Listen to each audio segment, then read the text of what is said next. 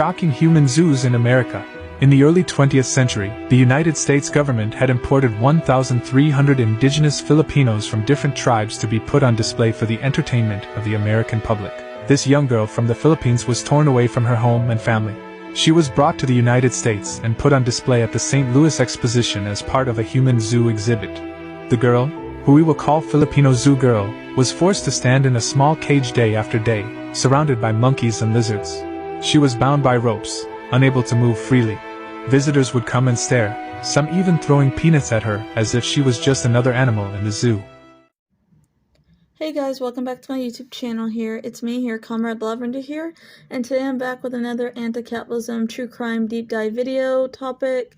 Today I want to do the topic of the pure evil files, the capitalism, colonial atrocities that were human zoos, and the dark history behind that. Deep dive, capitalism, racism, science racism, etc. So let's get started on this YouTube video topic. But before we get started, all my YouTube videos that are related to this topic will be on the screen right now if you'd like to check them out. So let's get started into this topic.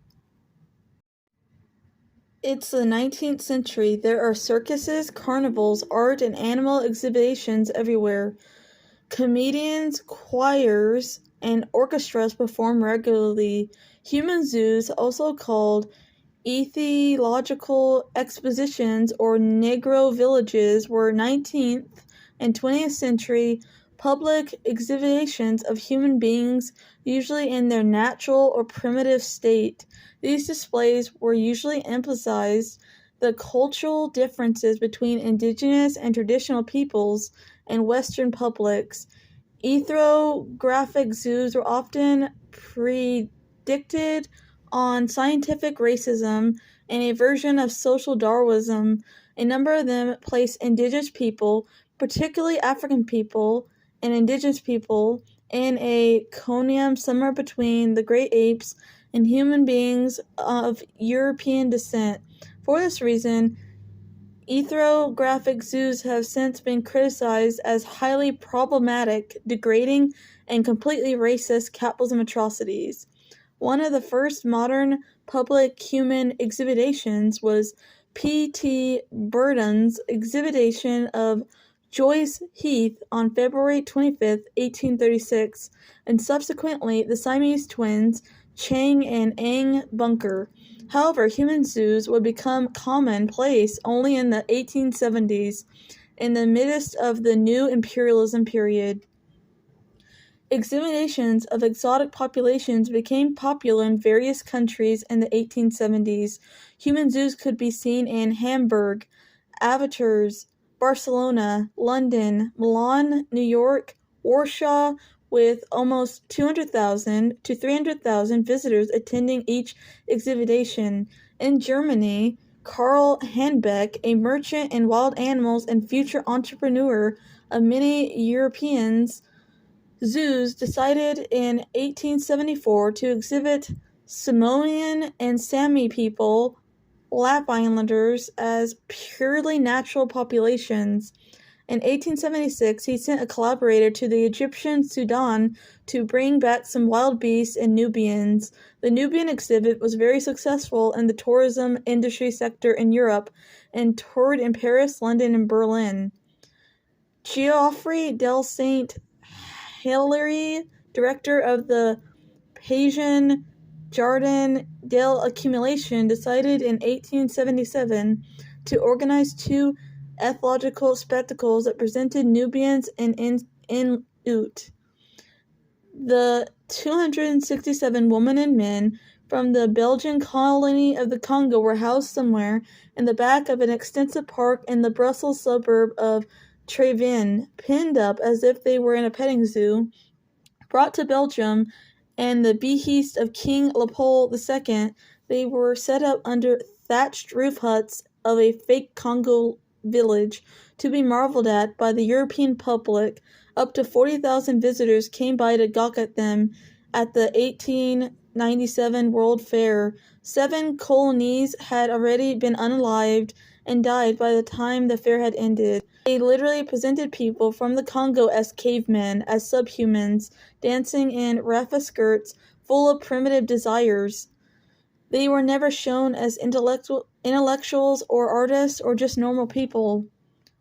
Ota Benga was a Mbuti indigenous man who was brought to the United States from Central Africa and displayed at the St. Louis World's Fair, the Museum of Natural History, and the Bronx Zoo Monkey House before settling in Lynchburg, where he died by suicide. In 1906, Benga was the subject of an ethnological exposition at the Bronx Zoo Monkey House in New York City. These types of exhibits were purposely motivated by science and a desire to educate. In fact, they were rooted in white supremacist ideology and degraded and exploited their human subjects. The Bilana exhibit drew tens of thousands of visitors. It also caused an outcry among local black ministers. The exhibit finally closed after weeks. During his years in Lynchburg, Benga tried to integrate into American culture and adopt local traditional ways of life. When he hunted, he altered bows and arrows with shotguns and rifles. He had a dentist cap his filed teeth to make his smile less startling.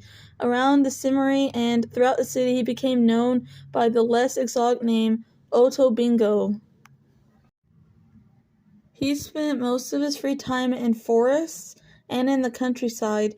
He often hunted with a small band of young admirers, including Mary Rice's Hayes' three sons and Shawnee Spencer. He taught them how to hunt fish and gather wild honey, just like he did in the forests of the Congo. He died by suicide on March 20th, 1916. For many, Benga notifies the shameful exploitation of African people and other indigenous people by European colonial powers, as well as the historic use of science and anthropology to support racism and Eurocentrism. The first colonial exhibition in Germany was held back in 1896. As part of the trade show in Berlin, organizers had set up a village in a park in the city's to district, doubling it with a derogatory term for black people. Lured by false promises, more than 106 Africans from the German colonies were brought to Berlin, where they were forced to present themselves to the astonished public for 7 months as villagers in exotic costumes. They were repeatedly subjected to public humiliation, medical or racial examinations. Trapped in a Human Zoo is a documentary that focuses on a small group of Inuit people from Labrador in the late 1800s.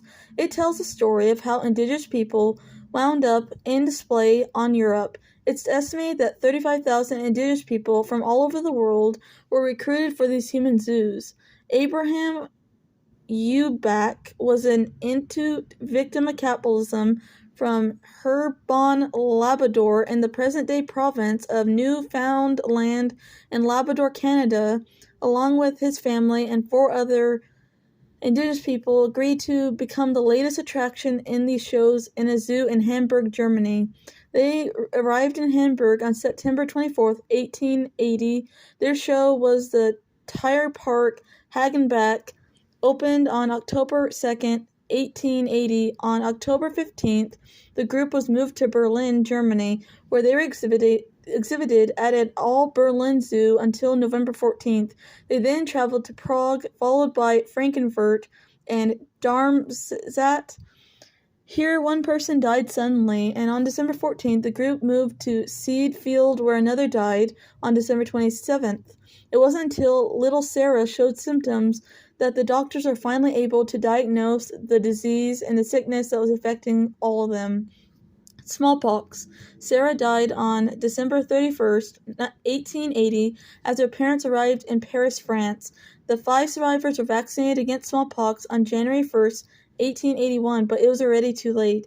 On January 9th, 1881, they were all admitted to the hospital, St. Louis, where they all died. Within the next week, Norwegian Jonan Andrian Jobahin, who recruited them on the behalf of Karl Hindenburg, had admitted to having them vaccinated against smallpox, even though it was required by German law.